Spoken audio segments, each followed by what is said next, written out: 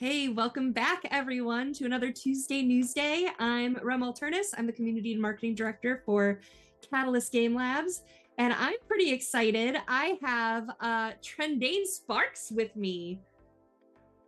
Well, that would be me. Yeah, that's you. Wow. Hi. Hi. Hello to you and to me and to everyone else who's watching. Huh? It's really exciting to talk to you, Tren. I when I started learning about BattleTech and everything, your name was everywhere to be like the voice of Oh, BattleTech. God, I hate that so much. I hate it so much. Well, I'm excited to chat with you today about your work with Catalyst and you and everything else you've done. But we got to do the news first. So, and it's been a couple weeks since we've been here. So I'm going to try to catch you guys up here. So, Battletech, I think it was, I don't think we've been here since Gothic was announced. So, Battletech Gothic is coming as a standalone box set for an alt. It's the first of a series of alt settings for Battletech. That should be out this summer. We are very, very excited about that. That's been a secret for a long time, and it's really cool to see the community. We knew like 50% would love it, 50% would hate it, Right. and we're here for it no matter what. So we're excited. Thank you guys so much for all of the support, the engagement, chatting about it, and whether you love it or it's not your thing. Thanks for weighing in. It helps give some advice on what else to see coming out down the line. So release schedule, it's been a while since we've gone over this too, so I'll head on over there. So April 2nd, we released the Shadowrun Deadly Arts was the newest Shadowrun release. That's on the Catalyst store now. And then Battlefield Support Recon and Hunter Lances Force Pack and the Inner Sphere Heavy Recon Lance Force Pack. And I do have the store, the web store up in case sometimes fiction isn't on our list. So I have to go sneak over there and take a look at it to see if anything new has come out. New arrivals. See, we have for $1 the Battletech Experimental Technical Readout. We have Shadowrun Missions, Johnson and Johnson. Battletech Legends 2, that came out, I believe, in March. My list is, my eyeballs are not seeing. Oh yeah, there it is, March 19th. So that those are our newest releases. And then a new board game called Flippin' Ninja. This is like a different take on, it's almost chess-like. By the way, I kicked Lauren's butt when we played it at Gamma, so that was a lot of fun. So basically, you have a daimyo that you're trying to protect, and your pieces can move in different ways, but only certain pieces can actually attack other pieces, and they're all hidden, so you can choose to reveal, to attack, that kind of stuff as you go. So it's a lot of fun. You should check it out. Flippin' Ninjas is live now, and we got a restock of Parachute Panda as well. So a lot of you have been requesting that at cons. We sold out super fast on that within 6 months of the original print run. So we had to go back to reprint for that, and that's finally in stock. I have something that's going to be very exciting to a lot of you. There's one more thing that was out of stock for a long time that is back in stock. The Alpha Strike Commander's Edition. I know you guys have been waiting for this. I know. It is here. It is finally here. It was split on 2 different ships, and we got like 100 of them like 2 weeks ago, and I was like, we can't say anything because it's going to sell out and everyone's going to get upset again. So let's wait until the several thousand get in. So they're here. You guys can order that now. That's super exciting as well. Upcoming releases. We have on the 16th of April, the Battlefield Support Objectives Force Pack, Legendary Mech Warriors 2 Force Pack, Battle Mat Savannah River Delta, Battle Mat, Savannah Box, Salvage Box Savannah Master, Salvage Box Blood Asp, and the Battletech Cookbook. May, we only have one release in May, one release date in May. That's May 15th. And that's the Inner Spheres Pursuit Lance Force Pack, Inner Sphere Assault Lance Force Pack, Legendary Mech Warriors 3 Force Pack, Battlefield Support Heavy Battle and Sweep Lances Force Pack, Salvage Box Mercenaries 2 and 3 Force Pack. That's been exclusive in Australia until now. And then Battle Mat City Central Park. So those are our upcoming May releases for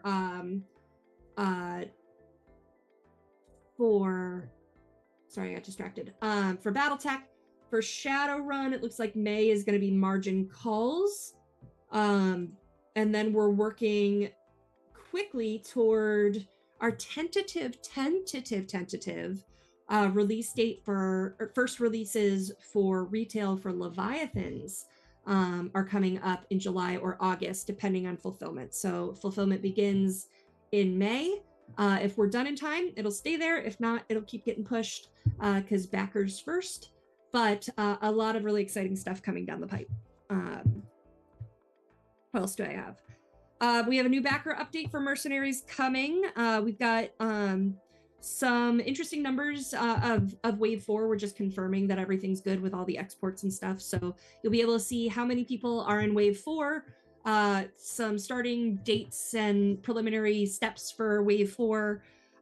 We're emptying out QML, so they're pretty much done with US and rest of world in terms of damages and defects and stuff. Still go there for now. If you have, not defects, damages or missing, you go there. Defects, you come to us. But that's going to very quickly change as they're shipping our warehouse stuff for Wave 4 preparations. You also still want to go to them if you are in EU, UK, Australia, or Asia. They are still handling the distributor hub fulfillment for those countries. So you still want to go there for that. What else do we got? We have, I talked about Shadowrun Deadly Arts. I talked about the board games, except for Runefire. So it's moving along really well. We're actually going to be putting out a call to the community for playtesters so that you can help us break the system and make sure it's perfect for wider release. So that's coming. You can watch our socials and our website for our blog posts. That will be coming soon. And we're also going to be releasing development blogs. So stuff written by Randall, by Paizo, to talk about the entire process of collaborating on making this game, where it started with Shadowrun Crossfire all the way to Dragonfire and now Runefire, and what that looks like and what you can expect from the Pathfinder skin. Leviathans, the US shipment has arrived. So what I found out just this week is that we pre-shipped all the US stuff to try to avoid tariffs. And then everything else is going from China directly to the hubs for fulfillment. So they'll be fulfilled directly from those countries or from those locations. So we'll have EU, UK, or EU and UK, I think, and Canada and Australia and so on. And then we're getting close as well. We're waiting right now on shipping quotes from our distributor. So if you haven't done your surveys yet, your backer surveys, go ahead and do that. Verify your addresses, lock those down so that we can get your shipping off to be quoted. Fiction, which our dear friend Tren is part of. I talked a little bit about some of the stuff coming up that had come out, but I think actually, let me check my chat here because they've been blowing it up back and forth with some new releases coming up. So we've got, let's see, Battletech, Apparent Catastrophe is coming up by Michael Stackpole. New audiobook for Shadowrun. That's this month. So we're releasing every other month this year, a Battletech or a Shadowrun. So April is Shadowrun, and it's To Excess by Nigel Finley. We've got Shadowrun, Back of Beyond. I love this. The subtitle says A Top Drek Story by Marie Bilodeau. Marie Bilodeau. Bilodeau. Okay, thank you. Mm-hmm. So yeah, really exciting stuff coming from fiction, and we'll talk about what Trend's been doing and what releases are out from Trend. And finally, RPGs. So Voltron, the Pledge Manager, is now finally live. We waited way too long on that. So please go do your Pledge Manager. I think we have like 73% have already done their Pledge Manager confirmations for and verified their addresses, so that as soon as that stuff comes in, we can lock it down and send for shipping quotes. So excited for that. And Frostpunk is still live. It's live until the 19th or the 20th. And I think we passed 86,000 yesterday. So thank you guys for making that happen. Please head on over to the Frostpunk TTRPG Kickstarter. We've got a lot of cool stuff on there and more coming. So exciting project working with 11-Bit Studios there.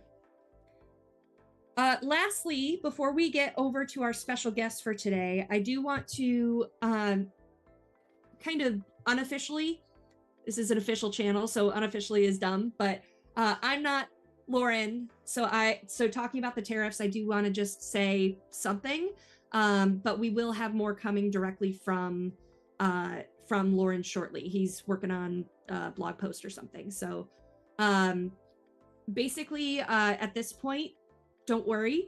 We're not going to panic, decide anything. We're not going to raise prices by 200% because things are changing daily. We're finding out more every single day, and until things land, it's hard to see where things are going to be in terms of our prices. We do have some preliminary steps that are being put into place so that when we're ready to go, we can go. But we did mention in the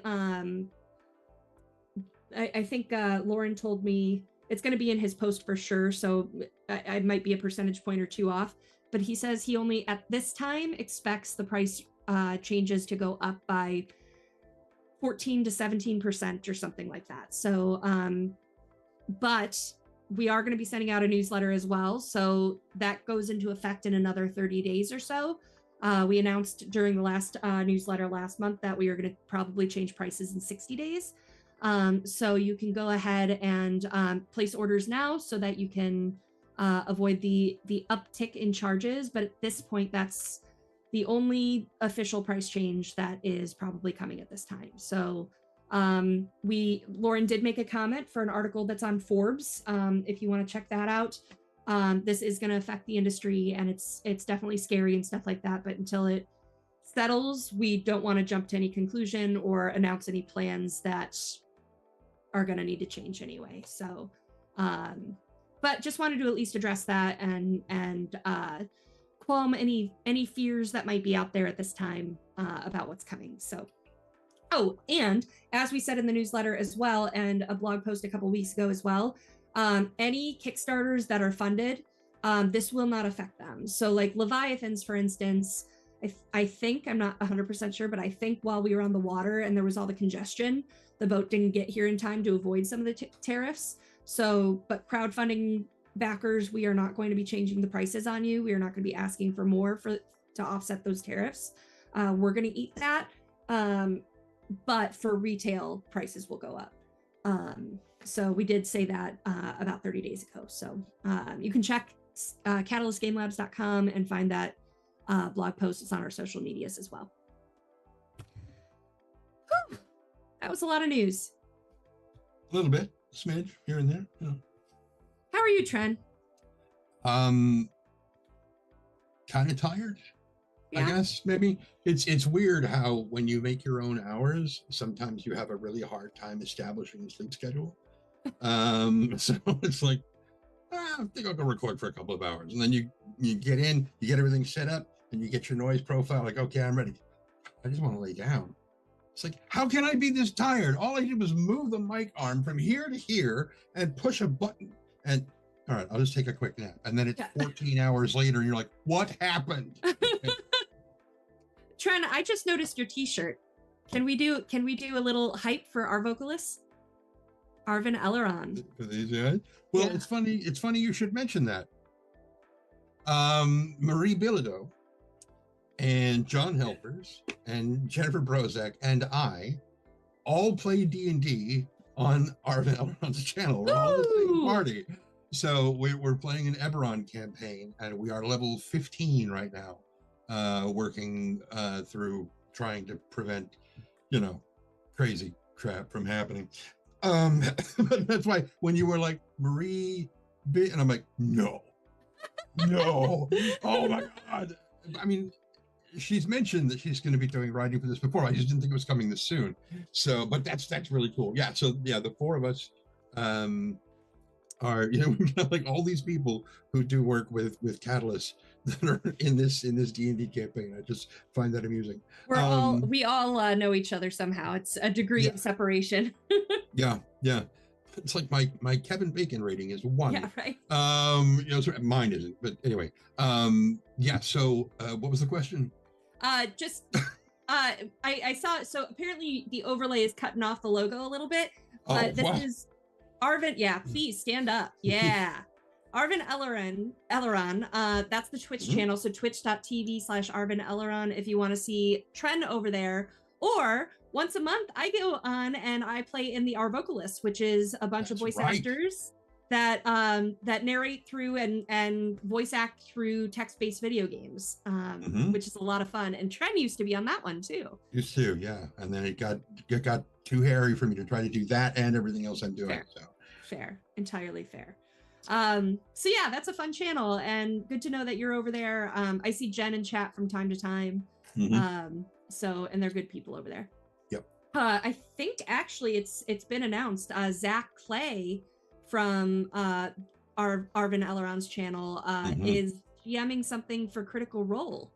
Really? Yeah, I had not heard that. Oh, that's nice. There's a photo of him with Ashley and a couple of and Caleb and stuff like that. So it's pretty cool that he's leveled. I think I saw that on YouTube. I think I saw in the shorts section. I think I saw his face in there. That makes so much sense now. See, all the industry is interconnected. Well, I want to hear about you, Trends. So how did you get started voice acting? Okay, I'll try to give you the abbreviated version. In 1970, no, that's too far back. No, my family had always told me that I was a great actor and I did really funny voices, and that is just not objective feedback. I mean, it feels good to have family and friends say stuff like that, but that's not the same thing as having industry professionals saying that. And so in the late 90s, I was working on a kids show in San Jose, California called Adventures with Kangarati. And I was one of the guys that did continuity and the slate, when you strike the slate when they're like, action. And then I did the animatronics for the main character's face, who's a big kangaroo. And it was, I was taking the tapes to the vault and before lunch, and the director was talking to the guy who's in the kangaroo suit, and she's like, come on, I know you can do this voice, I know you can do it, it's fun. And I'm like, what the hell is going on? I'm walking through, and as I'm coming back out, she's like, just try it. I'm like, what are you trying to get him to do? And she's like, I wanted to do the voice of the robot from Lost in Space. And I'm like, James, it's easy. It's just like, Danger, Roy Orbison. And she's like, yes, that's the voice I want, right there. James was like, yeah, get him to do it. And he just ran out of the room. And I was like, okay. And the next thing I know, we're standing in the booth recording the dialogue. And she's like, she stops me at one point. She's like, have you ever considered doing this for a living? And I was like, no, not really. And she's like, you should. And so I kind of put a pin in that. And 10 years later, I was working at Electronic Arts in Redwood City, and we were just finishing up Brutal Legend. And another part of the company was making Dead Space 2, and they were looking for placeholder voiceover people to record some of the dialogue so that they can hear it spoken and make sure that it flows the way it's supposed to. And then eventually they bring in the real voice actor and have them do the thing and record over you. And I'm like, that's fine, just give me a copy of what we make for my demo reel and I'm happy. Like, yeah, sure, no problem, just don't tell anybody about it until it's done. And so it was the day before Halloween. It was a Friday the 30th, and one of the directors, one of the producers, is in the booth, in the control booth, dressed as Robin the Boy Wonder from the 1970s Batman series. The other director, I think she was dressed as a bull dyke. I'm not sure. It was lots of flannel, and then the engineer, who was just like, "What's going on?" I'm like, "Dude, it's Halloween." I was not wearing the polar bear costume anymore. It was basically on the chair next to me. But we're doing these voices for Dead Space, and when we got done and the producers left and the audio engineer came in, and I gave him a thumb drive, and we're in the vault, and he's making a copy of it for me, and he stopped and he looked at me. He's like, "Have you ever considered doing this for a living?" And I was like, "Yeah, the idea's crossed my mind." And he's like, "You should. You put more into that than most of the professionals they bring in here." Aww. And I was like, "Okay." And the next month, they laid off 1,800 people, of which I was one. And they're like, "Here's your severance check." I'm like, "Bye!" And I was out the door. And I'm like, "This is going to buy my first, gear for recording." And that's where it kind of kicked off. And awesome. A couple months later, I was working at Capcom, not too far away. And on our Vanilla Run channel, Shadowrun Hong Kong had just released from Harebrained Schemes, and we were doing one of the first Our Vocalist things where we were, doing the dialogue live on the thing, and Arv was in the offices at Harebrained Schemes in Seattle. And so Mitch Gettleman is sitting there on his headphones. He's sitting next to Arv, and he gets to the very first line that Arv wanted me to do, which is Duncan Wu, who is this orc cop who works in Seattle. And his first line is, "Well, don't you look like shit?" And you just see Mitch, because if you look up the video on YouTube, Mitch is like, oh, and he kind of adjusts in the seat, and he looks off camera at somebody else and smiles and nods, and I'm like, "Got it." And then awesome. it was a couple of months later. He's like, "We want you to do a voice for BattleTech." And I'm like, "Done." And after that, John called me and said, "Do you want to start narrating audiobooks for us?" I'm like, "Done." And it just cascaded. That's awesome. Yeah. So for our viewers, can you kind of walk us through, like, what are the steps for doing an audiobook? Like, we listen to the final 8-hour or however long product, but how long does it really take you, and what are the steps? It varies a little bit by narrator, because it kind of depends on your workload and how you do it. For me, I'm more of an artiste. I'm more of an actor. So for me, the book is a script. It is to be performed. It is not simply to be read. So I read the story all the way through from beginning to end before I even decide whether I'm going to do it. And I have to make sure that I know the story, where it starts, where it ends, and how it gets from A to B. And if there's anything in there that I'm not comfortable with, that, I don't want to give breath to, because there are some things in some books, not BattleTech, a lot of that stuff is generally fairly well winnowed out, but there have been other franchises that I've been like, I'm not cool with this. This is not, I appreciate the opportunity, but no, I'm not the guy you want. Sure. Anyway, so you read the whole thing, and I assemble a list of things that I think are typos and things that I think I need pronunciation help with, because I want to make sure I pronounce it right. And so I send that to, in this case, John, and John takes the typo stuff, and Ray gets the narration or the pronunciation stuff, and they eventually send the stuff back to me, and I start recording, and I go through, record it all the way through each individual chapter. And then I go through and I listen to it. When I'm all done editing and putting in the effects and everything, I listen to the whole thing from beginning to end, and I read along with it to make sure I didn't screw anything up.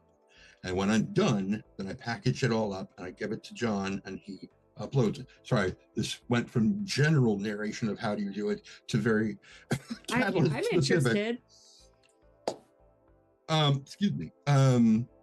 So for me, that's kind of thing. So I usually wind up reading the story at least 3 times in the course of it, so that I understand. I mean, I need to understand it almost as well as the author does, because I need to understand the characters' motivations. I need to understand why they're doing what they're doing, because if I'm going to bring these characters to life for people, I need to know who they are and why they're doing what they're doing. And there are Like if you go to Fiverr, you'll find people who are like, oh yeah, I'll narrate anything. It's like they are organic text-to-speech engines. And, you know, while I won't say admirable, but it's, you know, I can appreciate the fact that you've got a job to do, but it's not the same thing as performing the story. Right. Do you take notes on the different characters and how you want to do their voices, or like the things that the text gives you about, like, this one's in adolescence, this one is an adult old man orc, or whatever? Like, how do you differentiate or choose to differentiate each of your characters? Some of them, as with many quizzes on the internet, all of my answers start with "it depends." It's like, for a lot of them, if the story is really well written, it's very easy for me to keep the characters separated in my mind. Each of them is very distinct. And so I don't have as difficult a time remembering which voice I'm using for it. If it feels like they're getting too similar, then I'll jot down notes about it. Okay, this one sounds like, or I will record a small snippet and give the file name that character's name so that I can go back and listen to exactly what I did with it. Mm-hmm. And generally it's okay as long as they're not all in a room talking to each other. If they are, you know, several chapters apart, you can have two characters that have very similar voices as long as they never wind up in the same room at the same time. Right. It's suspension of disbelief from the audience helps a lot with that. Because I mean, I've got a dozen, maybe 15 voices that I can keep reliably distinct, but when you get beyond that, it gets a little challenging. Sure. Okay. I know that Catalyst used to do just solo narration, and now they're moving more toward dual narrators. How do you represent your female characters? How do you make the choices to do that? You mean when I have to do the female voice? This was one of the first things that I kind of pushed back with John about. I was like, you can't keep having me do this. This falsetto is not a female voice at all. We need to get female narrators in here. And he immediately agreed and said that we were working on it. And eventually we did, which was great. But it is one of the most consistent pieces of review that gets written up on any of the audiobooks is Trend shouldn't do female voices. And I'm like, no kidding. You know, who would have thought that? And you know, I always get a chuckle out of that. I love reading the comments on the reviews on the audiobook, because I go through and I read them all, whether I did the book or not. I go through and because this, for me, even the ones, the people who don't like the book and they go in and they complain about the stuff, I'm like, I can learn from this. I can figure out what the audience likes and what they don't, and I can kind of learn how to tailor things to make it so that the audience appreciates it more. Just don't be a jerk when you're writing your thing. Say, you know, I didn't like this because of this reason, and you know, I'll pay attention. It's, you know, I remember hearing, like, one of the legend of Trend stories that I had heard was you with the sandwich. I knew this was coming. and with your being a performer rather than just a narrator, why don't you tell our viewers that story? I knew I should have looked it up again, because I recently looked up which book that was. It was the one where Devlin Stone gets defrosted, and the kid who defrosted him, I've forgotten his name. Our chat might know. Yeah, they probably will in just a few seconds. It'll come up.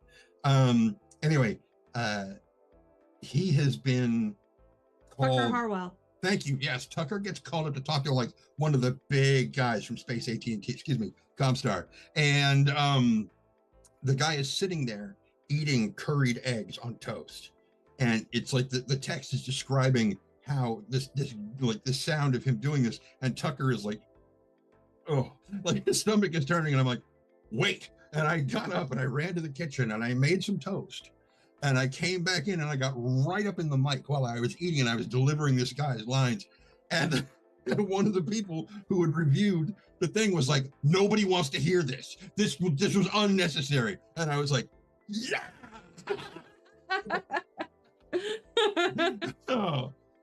I love that. commitment to the bit, though, and it Yeah, made you feel what Tucker was feeling. So that's exactly why I did it that way. You know, it's like and you now know exactly what Tucker was feeling. Lorcan says, "Oh, that scene is in a bonfire of worlds." Yes. I keep thinking fire. Why did you find bonfire of worlds? That's why. Yeah. Awesome. Yeah, that was fun. Awesome. So, why BattleTech? Like, you started, you said, with Capcom, and like, what else have you recorded for, and why do you keep coming back to BattleTech? One, John keeps asking me. For two, I've got a stack of audiobooks I still need to go through for BattleTech. Oh my God. There's a lot on my plate. I really need to get to them. Is it job security? Yeah, but I'm also behind. Anyway, but now I've got my booths. Everything's fine. Well, answer the question, Trent. When I think the first thing I narrated was the first 3 BattleTech books, the Great Death trilogy. And no, that's not true. That's not true. Fire and Frost or Shadowrun? Yeah, that was Shadowrun. I'm trying to remember if that was the first one that I did, or there was another one for BattleTech that I did before that. But the second book, well, 3 books. I did 1 book of BattleTech first, and then I did the trilogy. Was kind of how I started. And I remember going through and reading the trilogy and being like, the description of these mechs is very different from what I remember in the games, because these seem more like the legs seem thinner, more spidery kind of thing. And I was like, this is really neat how you get these different interpretations of this thing. This is really cool. And then as a fan of the Mech Warrior games from like back in '95 and before that as well, just this gigantic stomping machine, which is just like, hello, hi. It's just, I loved it so much. And it had a very industrial, visceral, heavy feel to it. It didn't feel like a lot of anime where things were very, very fluid and humanoid and fast movements and whatnot. This felt like it would crush you if the pilot wasn't careful. Yeah. Not even him trying to hurt you, but just you happen to be in the wrong place at the wrong time. I loved the brutality of it, in a way. For somebody who hates combat, that sounds like a weird thing to say. But anyway, it always feels like BattleTech has a sense of momentum with its narrative. Shadowrun does too, but it's very different. It's more organic, I guess, feeling, because there's not as many big, heavy, stomping robots in Shadowrun. But you got in Shadowrun, you've got the people. Yeah. And it's one contiguous story. In BattleTech, you've got, the political intrigue, and then you've got the mech combat, which feels like it's still a person, almost like a person in armor, which beautifully fits the feudal nature of the whole thing about them being knights on horseback and whatnot. But those feel like almost 2 different reflections of the same kind of thing.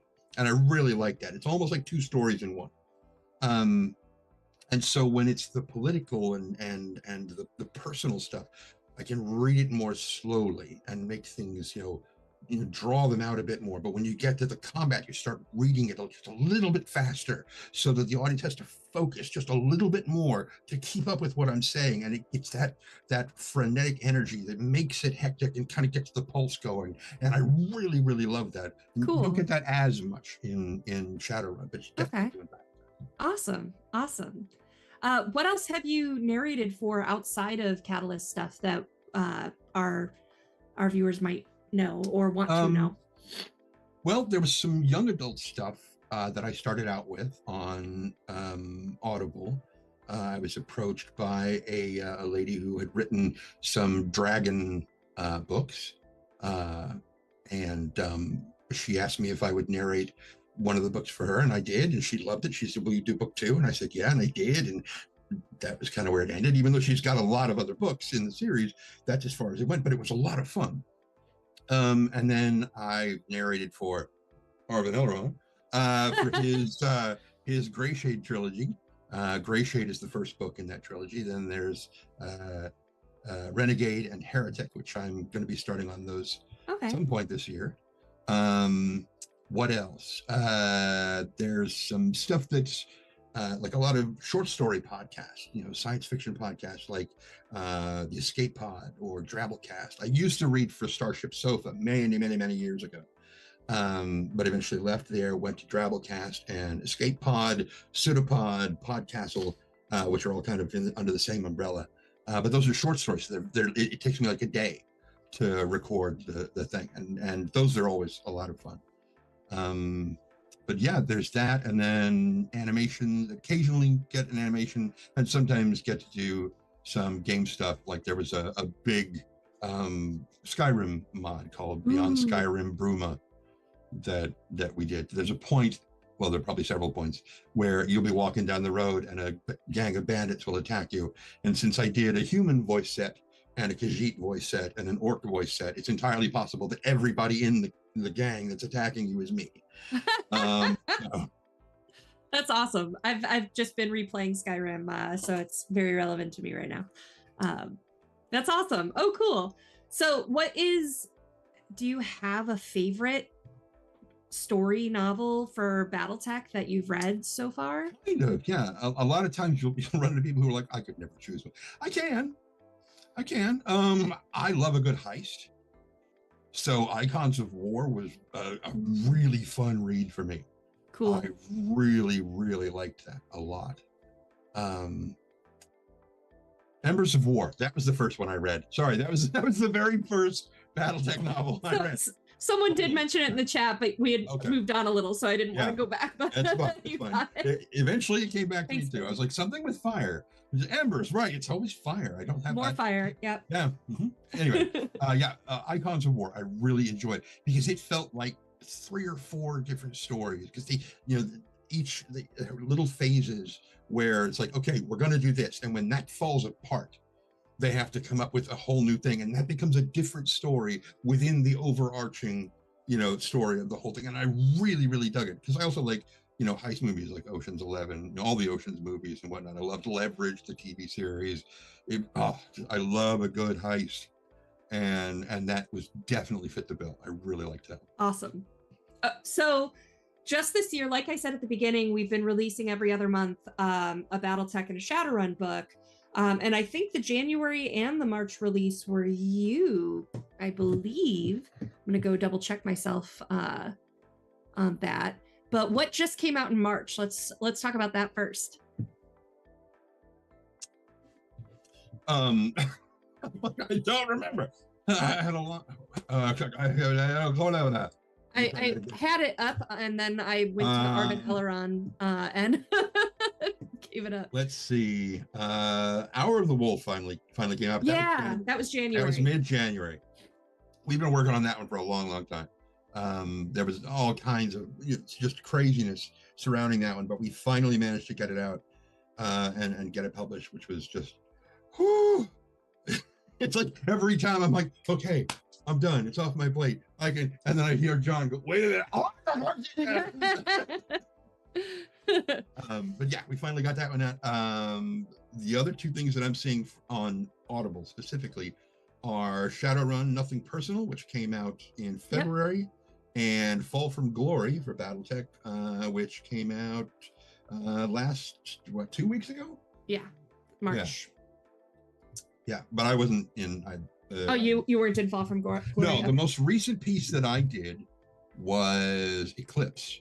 Was the most recent one that I finished narrating. That one I gave to John. I'm working on Splinter of Hope right now, and after that will be A Rock and a Hard Place. Oh, neat. And then I think I switched to. I think I might be supposed to. Is that a sentence? I think the intention for me is to work on Jennifer Brozek's Elf in Black. Yay, that's awesome. From Shadowrun at that point, I think. I don't know, but I've got the 3 the Warrior books by Mike Stackpole. I've got to do those. The 3 Jardine books. I'm going to be doing those, and then Heretic and Renegade for Arvin Elrond, and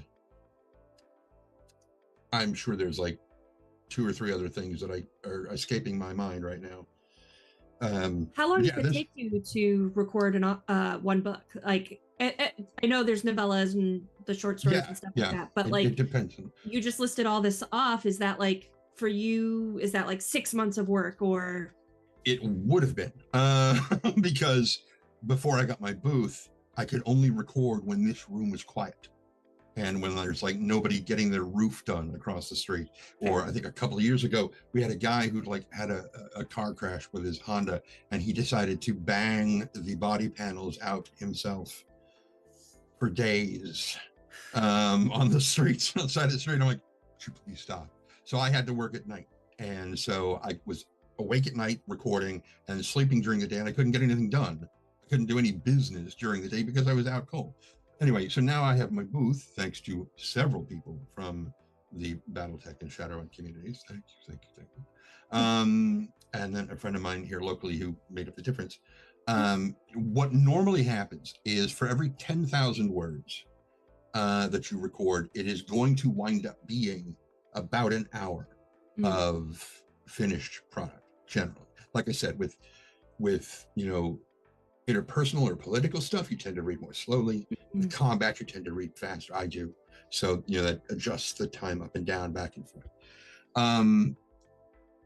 When you first start out and you're learning your digital audio workstation or your DAW, be it Audacity or Reaper or Pro Tools or Adobe Audition, whatever you're using to do all of your recording and editing, until you've learned how to use it, it's going to take you longer to do these things. So if you're really slow and clumsy like I was, it can take you 8 times as long to edit that file that it did to record. If you've got a 1-hour file, it's going to take you 8 hours to edit it down. It took me that long.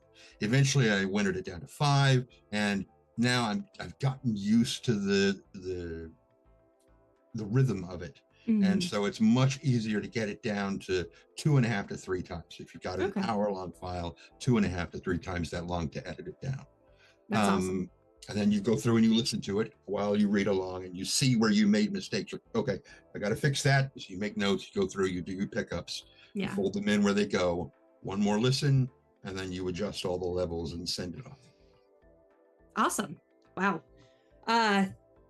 So you saying even the 8 times greater to start at that. So that's an 8-hour book. You're looking at minimum 64 hours of editing.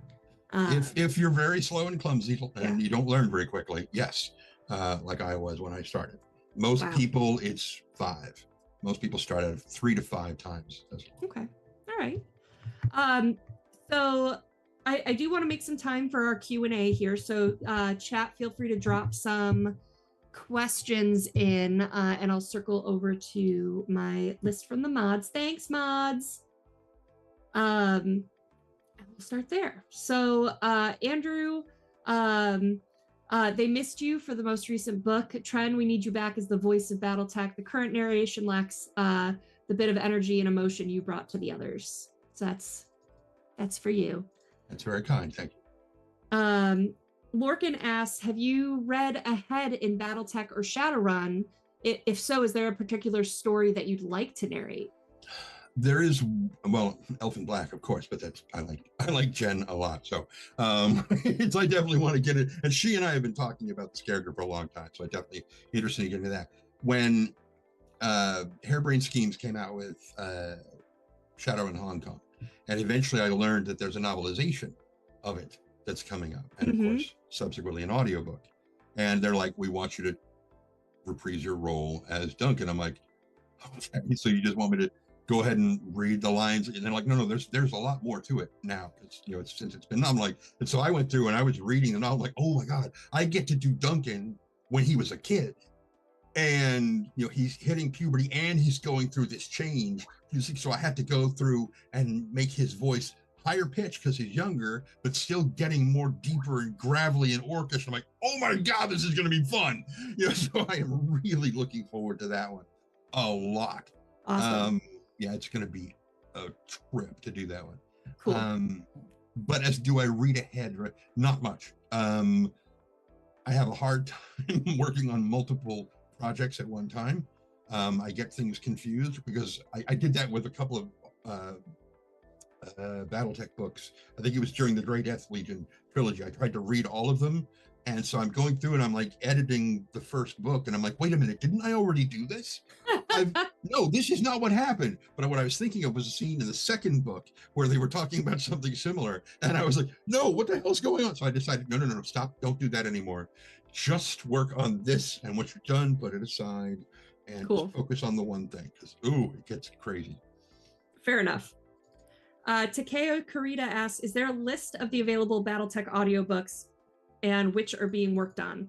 I don't think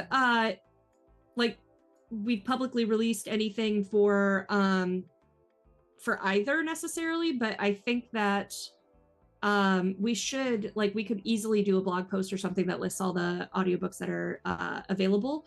The ones that are in process, I don't think we usually talk about because occasionally something happens and it needs to get scrapped. So we don't like to promise something that isn't complete. Right. But you can expect 6 for this year. 2 have dropped already. And that's a whole lot more than we've been producing the past couple of years. So yeah.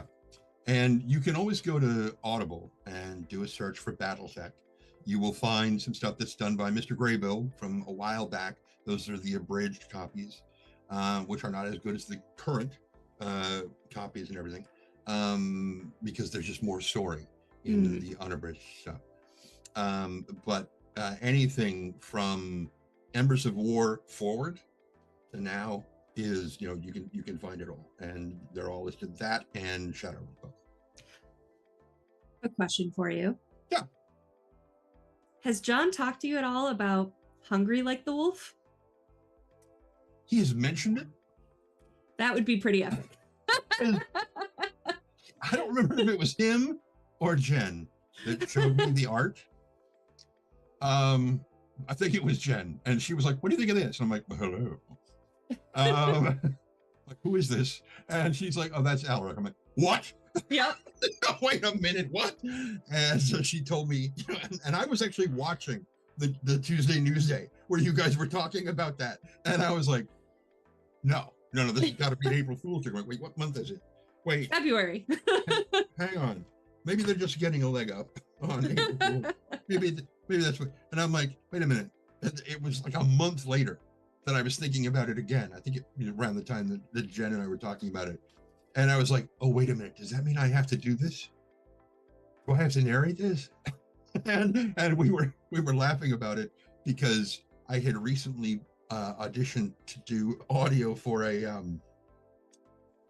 game that's very spicy. And so I was like in the booth doing these very erotic sounds. And Jen is like, well, we get, I'm like, no, I'm not doing, that's not the kind of story we're doing here. All right, back to the fan. Yes. Takeo Kurita also asked, what kind of scenes do you like to narrate the most, and which the least? That really kind of varies by my mood on the day. I really like,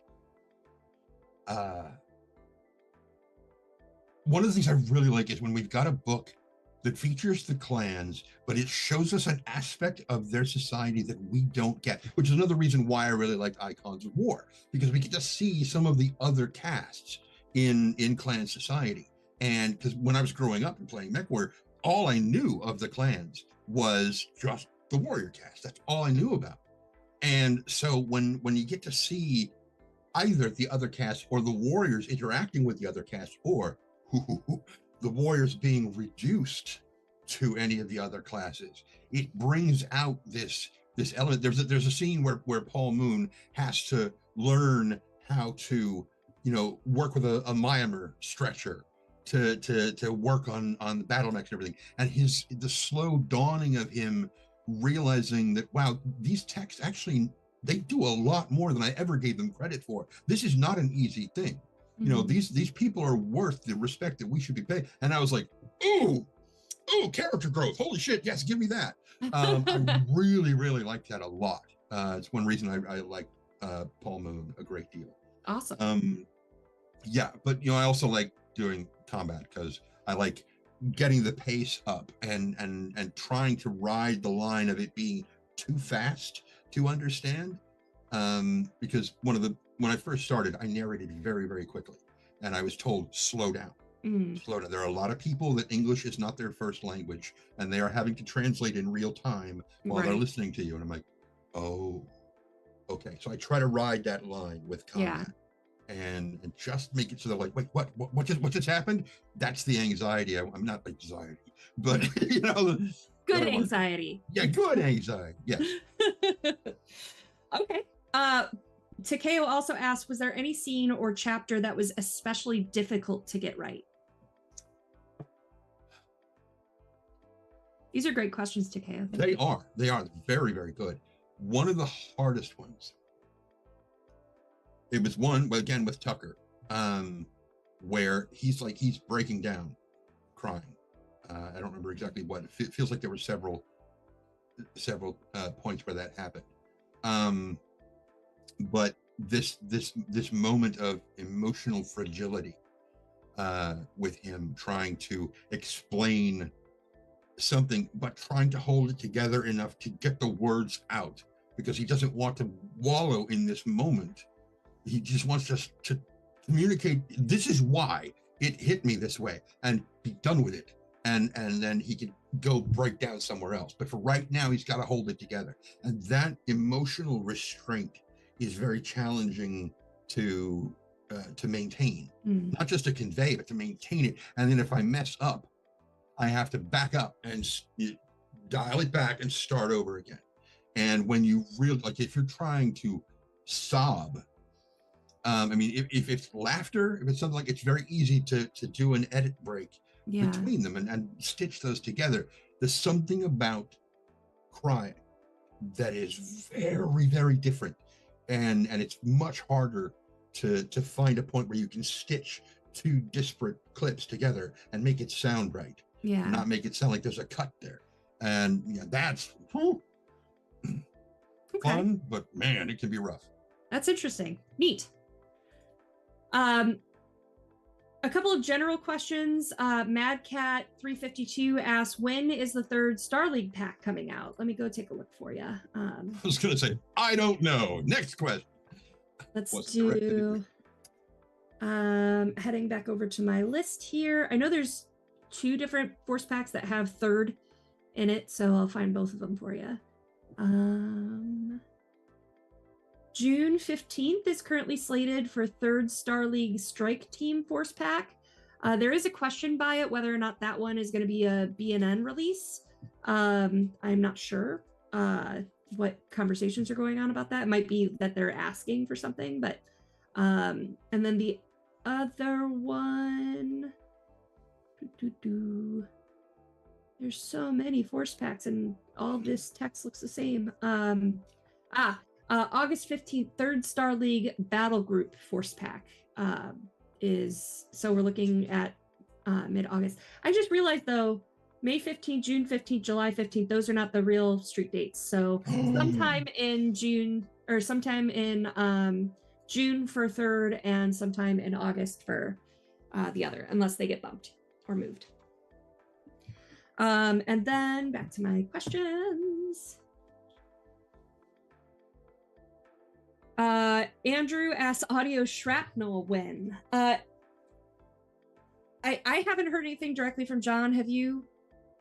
Yeah, no. I think I know there's so much fiction. When we have 40 years of fiction to get through and then new releases all the time, I know that there's so many that are in progress that it's probably going to be a while before we look at expanding any new contracts. So I don't think it's a no. I think it's a win. And it's going to be a while based on the long things like Eclipse are pretty short. I mean, Eclipse was very short, and I don't know if that's supposed to be an Audible thing or not, because that would be a really, really brief thing. And I think John mentioned that Eclipse and Splinter of Hope and Rock and Hard Place are all they were all stretch goals for the Kickstarter. Yeah. And so that's why we wanted to make sure we got these done, because they're owed. Right. So that's why I'm working on them. But I don't know where or when they're going to be coming out. I mean, obviously, Eclipse is done, and I'm working on Splinter. Yeah, I know that they just released publicly a couple of books that were for mercenaries, but were released to all backers a long time ago. So I know some of the fiction, that the writing is coming out, but I don't know about audio release for the shorter stuff. And Shrapnel, I don't think is on the project plan for the number of releases we have. Like, if we're only releasing 6 battletech a year, we probably already have 2 to 3 years of stuff in progress. So if not more, because there was a big list.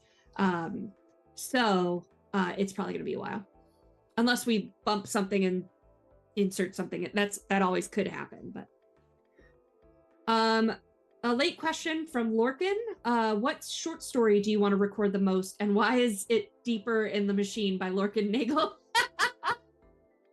What do you mean, why? What kind of question is that? The answer should be obvious. So obvious, in fact, that I will not utter it here.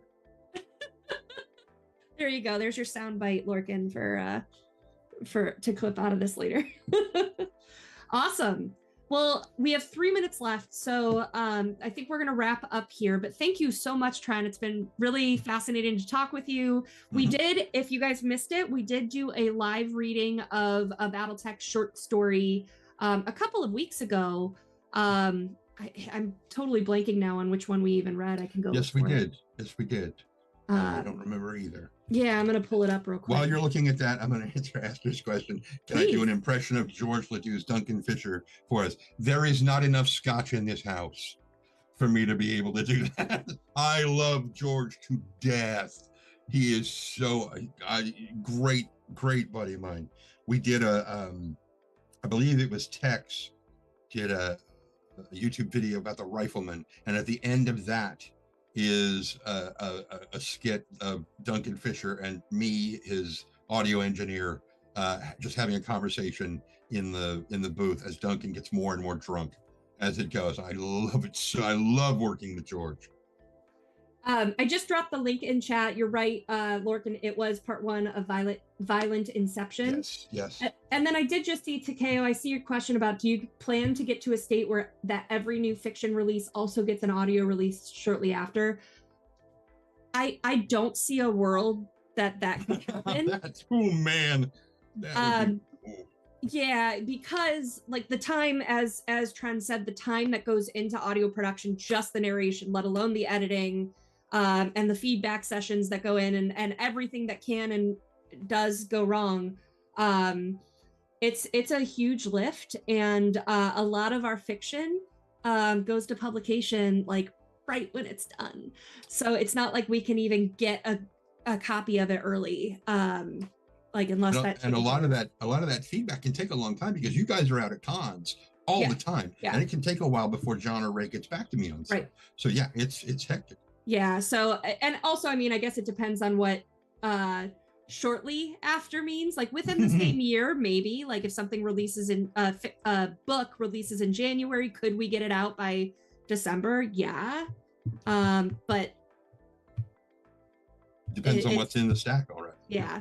At some point, if like we get our system, for those who don't know, so audio has moved around a bit, but is coming to my company for production. I don't know if you knew that, Tren.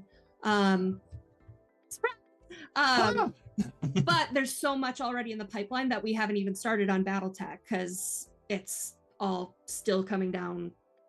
You know, like all the releases for this year, I haven't touched. So it's just a ways away, and until we get situated and have a process where we can like figure out how to be more streamlined, or one of the things I'm hoping for eventually is pre-order and saying like, hey, even if you're finished with the book, maybe we just wait 6 months to release it so I can, I don't know, do marketing. then maybe we could see something where audio releases shortly after the fiction. But yeah. But good questions. Thank you all so much. Thank you so much, Trend. Where can people find and follow you? Blue Sky. Just as Trendane Sparks? Yeah, just Trendane at yep. Awesome. Here on YouTube, even though I don't really post anything anymore. I used to stream on Twitch. I don't anymore. I mean, I'm on, our channel. You can see me there. Usually twice a month. We try to play D&D twice a month. Cool. But depending on schedules, sometimes that doesn't happen. So. Fair. All right. Well, thank you all so much, and we'll see you next time.